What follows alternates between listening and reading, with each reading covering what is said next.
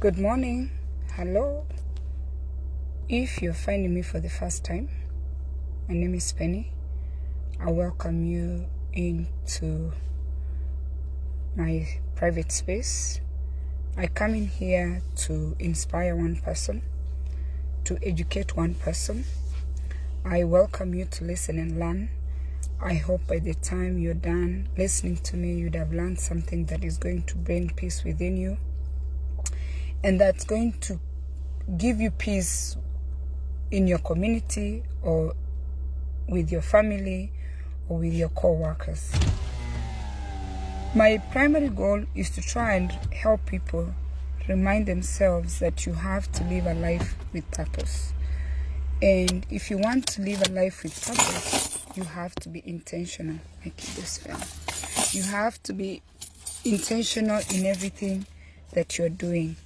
That includes getting your planner, getting your mind, getting your soul in one place to try and find where you want to go. So today today is Monday. I want to talk about our strengths over our weaknesses. We find that yesterday was a good day, it was Father's Day. We find that society, and I said this yesterday, society embraces. Paris, could you please post my page for me? So one of you post my page for me. Society, with the current social media situation, society embraces negativity. People are earning a lot of money from coming on social media and focusing on people's weaknesses.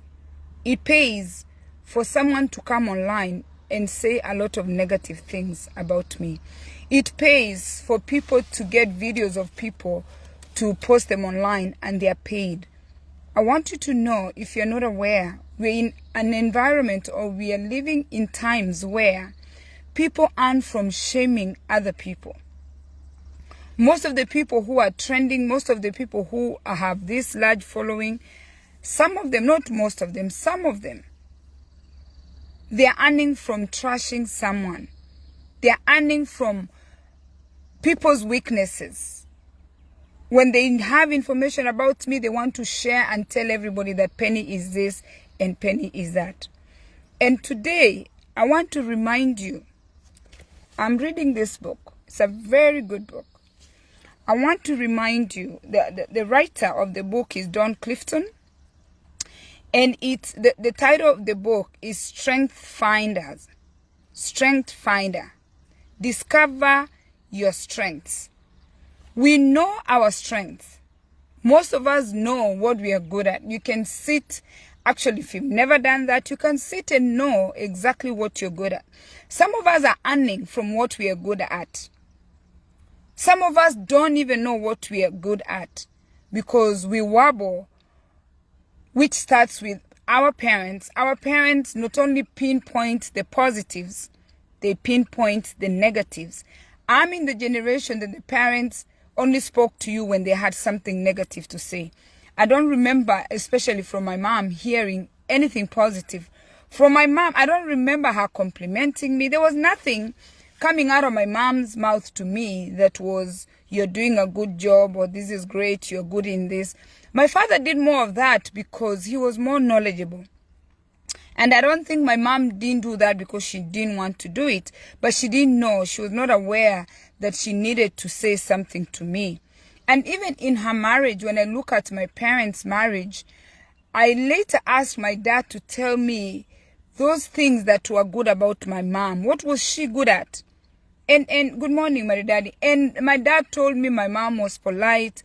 My mom was kind of slow, but my mom never got into arguments with people. She was compliant. So I asked him the first time, I met him again as an adult after I left Kenya when I was like 19. I told him, Dad, tell me those things. I wanted to know my mother's strengths and I wanted to know my mother's weaknesses from his own words. And I did the same thing to my mom. And she pinpointed those things. But I want you to know There is no one time my mom really told my dad, like they had a conversation and, you know, she explained to him that, you know, you're good at this, but, you know, sometimes your weaknesses are this or whatever, or vice versa. My dad never had a chance to sit with my mom and tell my mom how she was, you know, this good person or what she did good. And they just lived there. They only interacted on a negative mode all the time. I don't remember seeing my parents positively interacting. And part of it was culture. And we are raised that way. And some of us have carried these behaviors to the next generation. I worked extremely hard to try and have a conversation with my children because I love stories. I love to talk. I can tell my children stories and stories. Some I repeat over and over. But I was craving this thing where I wanted to be able to sit with our children and have a discussion. They're going to tell me what I do good, what I don't do good. I was dreaming of a husband that I can sit with and tell him that, you know, Sweetie, you this one, you do good this. Two, you do good this, you're good in this, you're good in that. And then I also pinpoint the negatives. And I did that yesterday. I asked him, I told him, I started with me. I said, you know, when I look back, it was Father's Day. We were sitting, just the two of us. The kids ate their meat and just left. And it was just me and him. I said, I look back and I was trying to reflect on the choices I have made over the years. And I told him, the biggest decision that I made that I'm so happy about was stopping to work full-time. That is the greatest gift that I gave my family because I used to run around like, my goodness, and I was always angry. So in 2012, I resigned from my full-time job and started working part-time. So I said, that's really nice. And then I stayed part-time. Although I have my business, I stayed part-time. But I'm just making as much money, if anything more money, than I was making as a full-time employee in my business. And then I asked him also to give me his choices that he has made, that he looks back and he thought they were very good choices. So he did that. And you know, I asked him to tell me a few things about me that he likes over the years. It's been 29 years. And I told him so we do that. And it's something that I wanted even before I had a husband. And that's why I want to talk about your strengths today, not your weaknesses. We all have good things and bad things. But a lot of time, even people that we love, even our children, we focus on their weaknesses. We don't see their strengths. And how are we going to do that? So I'm going to use this book because the notes are already collected for us. They say your network is your net worth, because now this guy has put the notes for me so I can share them to you for those of you who don't have time. And how do you focus on your strengths without thinking about your weaknesses? How do you focus on people's strengths without focusing on their weaknesses? What you need is discipline. Okay? And when you need discipline, what are you supposed to do when you're going in that mode of looking at your spouse, looking at your children? When you look at them, you see bad, you don't see good. So number one, take a piece of paper and a pen. Gilbert, good to see you. Take your piece of paper and write it down. Okay? This is what you need to write down. You need discipline for you to be able to focus on your strengths. You need something called discipline. And how do you get discipline? Okay? It says, don't hesitate to check as often as necessary to ensure that the things are right. Check on yourself as often as you can. I give you, like, I tell you, once a week on Fridays, write those things down and look at yourself. How have you done with your strengths for 6 days? I told my husband today, you know, over the phone in the morning when I was coming to work, I said, Sweetie, the memory after 50 is not good. Take a piece of a paper and a pen, write your things and write your plan of action for the week. So when you get your days off, you have a follow-up. When you send money, write how much money you send. When you give an assignment, you know, we have workers back home and he's the owner of the workers and he's in charge of them. When even they ask for meat, write that down that I bought Mogaka meat. Mogaka asked for meat. The workers at home like to ask for meat because meat is still something they value. So I tell him, write so you know that you bought Mogaka meat a month ago. And when Mogaka is asking for meat, so you know you did it 30 days ago. Okay, so review yourself. Number 2, accept that mistakes might depress you.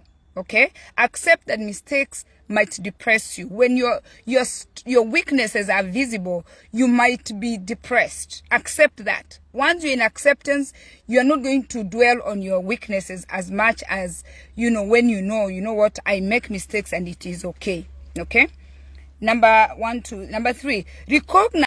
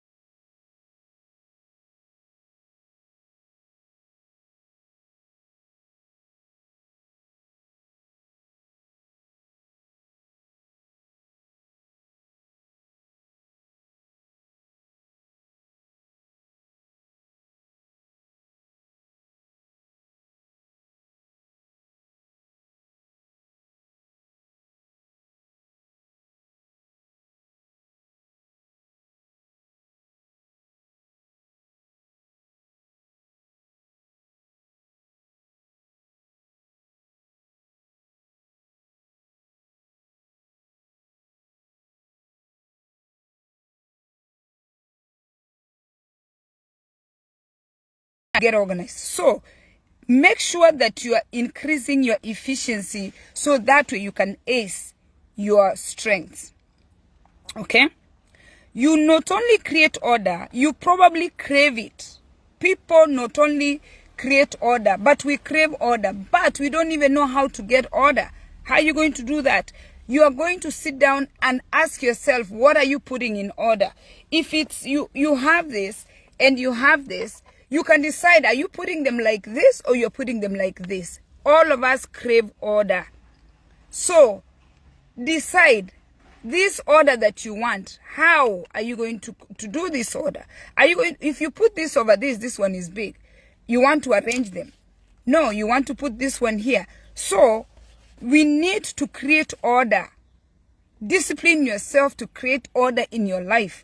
Create order in your brain. Create order in your household. Create order in your family.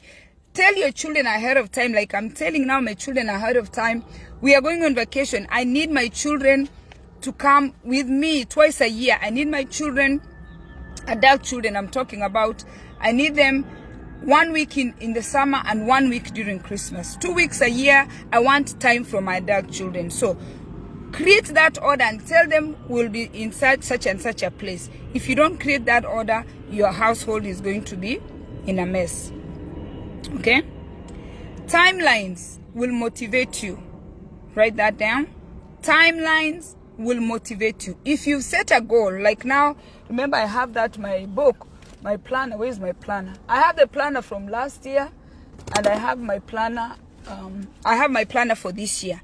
So now this year, when I started this year, I told you last year, a year ago, my husband lost his job. And I went into debt for my business. I went into debt to do what I'm doing. And I showed you the book, if you've been following me for some time, how much debt I have. And I wrote it down. Every week I write how much money I've taken out, how much money I'm bringing in, how much money I owe on the credit card, how much money I'm putting on the credit card, how much money I need to create. I told you, I think a couple times, at least if I can make $100 a day, I'm fine. Although if I make 500 a day, I'm okay. So create timelines, because if you create timelines, okay, you have tasks to complete and you're going to check once you're done. Okay? Other people will confuse you. Write that down. It could be your parents, it could be your spouse, it could be your children. People are going to confuse you, and all these fall under discipline. Social media, when you come here, people are going to confuse you with all the negativity. Avoid following people who are trashing people.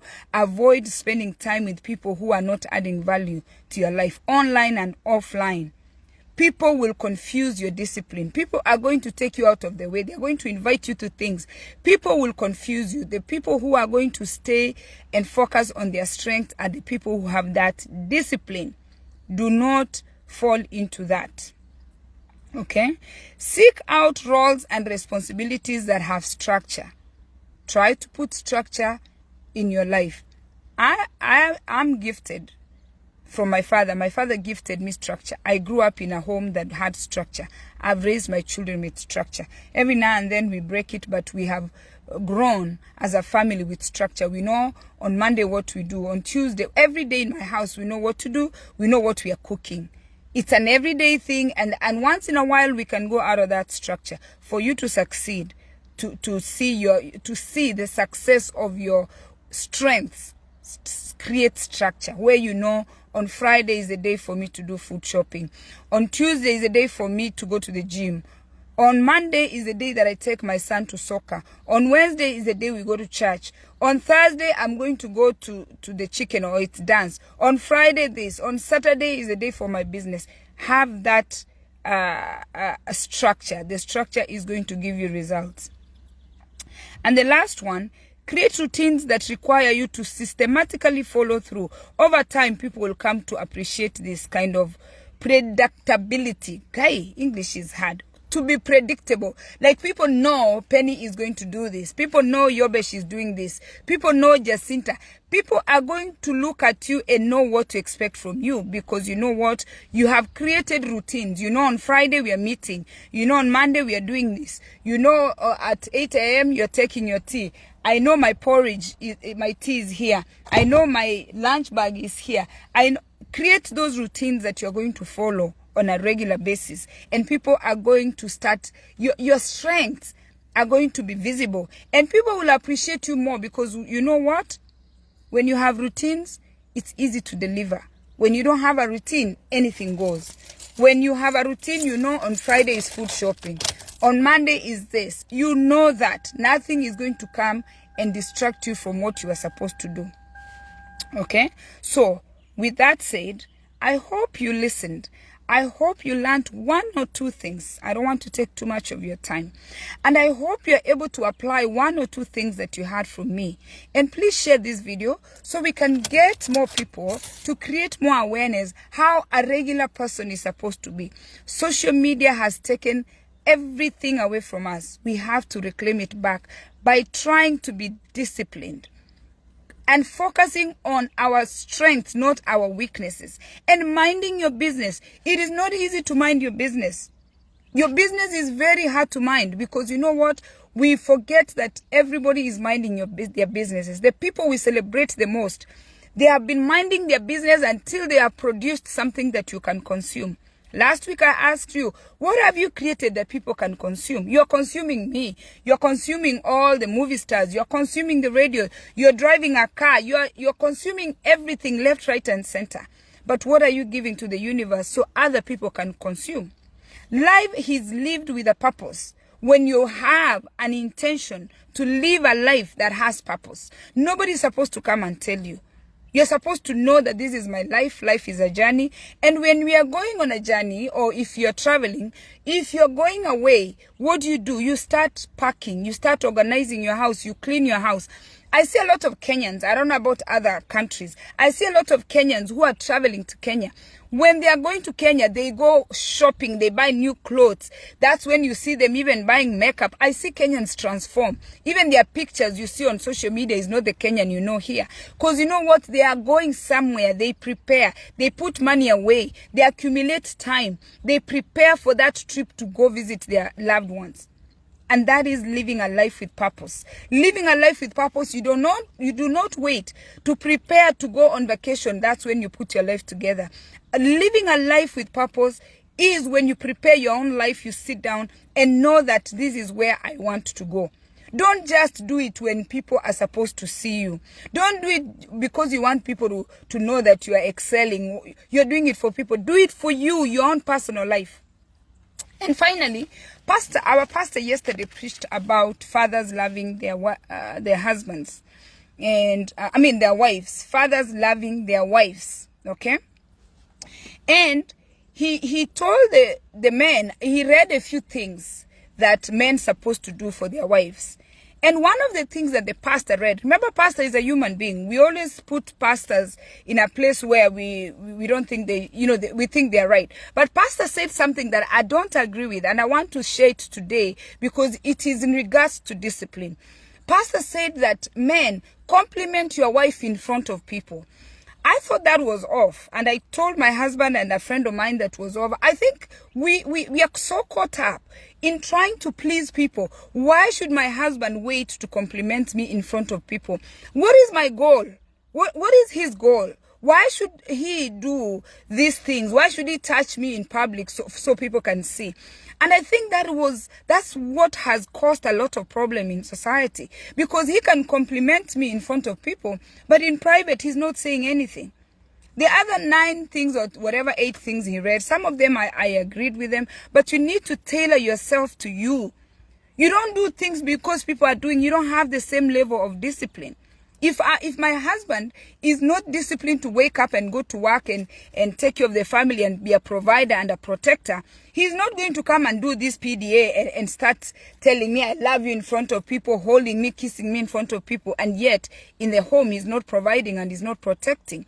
We need to move away from doing things for people to see. Don't buy clothes for people to see. Don't buy a house for people to see.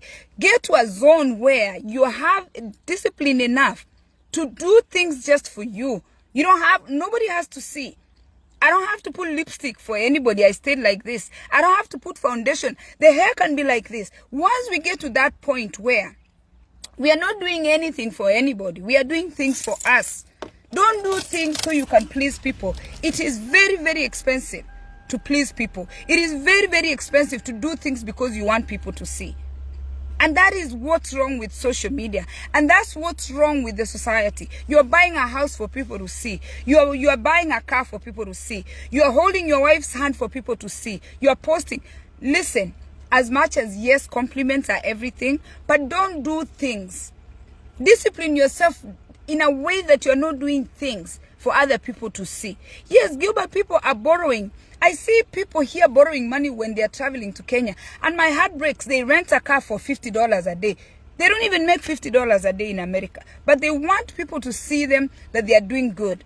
That is the most or the worst choice anybody can make. When you are going to show people that you're doing good, it is absolutely the wrong thing to do. You can do things to inspire, you can encourage, but you know you're on borrowed money. You know that what this money is on loans. You know your bank account is not balancing.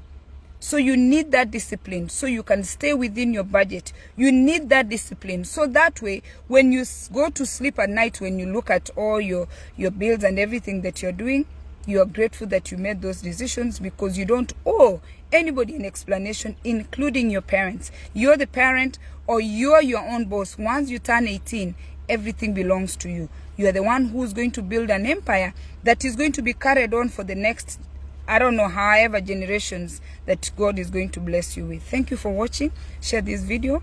And if you're finding me for the first time, please like my page. And I appreciate your support. I am not without you, and I will not be talking here if you guys don't come and support me. Thank you, and I appreciate you all.